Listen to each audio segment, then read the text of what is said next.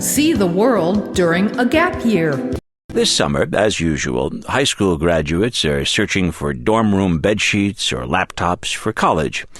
Others are getting their passports in order to head off on a kind of sabbatical.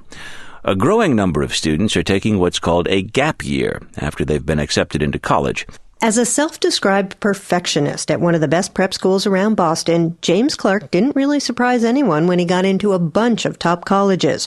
What was surprising was when he wrote back to his first choice saying he wasn't coming, at least for now. I mean, unless I turn out to be a rock and roll star or something like that, I'll never have time to do whatever you want. And so I knew that I had to seize this opportunity, so... Clark says he desperately needed time to get out of his books, as he puts it, and into the real world. So instead of hanging his corkboard in his freshman dorm, he's off this fall to do field research in the Tibetan mountains, martial arts in Tiananmen Square, and scuba diving somewhere in South America. Clark says he can't wait to do what he wants without worrying what colleges will think, like he always had to do in high school. You can't just say, this is what I want to do. I revised in my head, saying, is this right? I want to do things a little bit differently than I have been doing them. Gap years have long been popular in Europe. In the U.S., there's no hard national data, but colleges, consultants, and travel abroad programs all say more kids are doing it. For some kids, the gap year means time to pursue a long-time passion. For others, like Nicola Rentschler, it's about pushing yourself into new territory. Never an animal person, she signed up to rehab wild penguins in South Africa.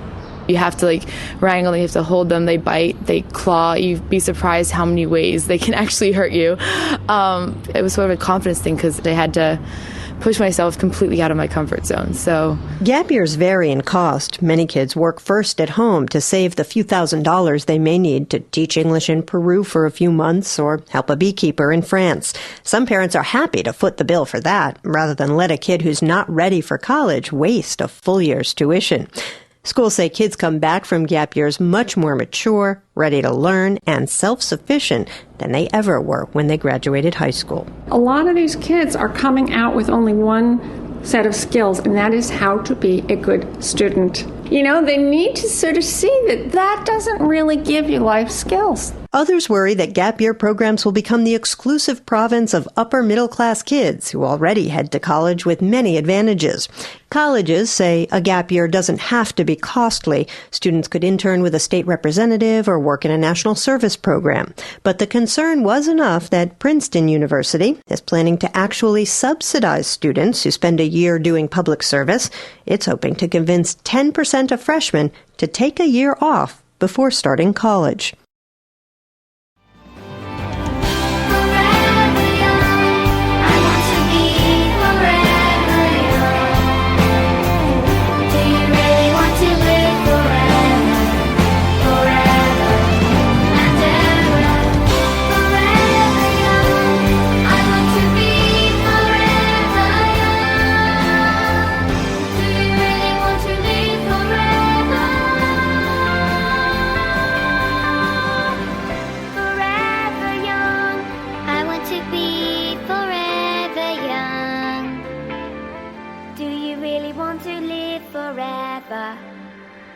Forever young.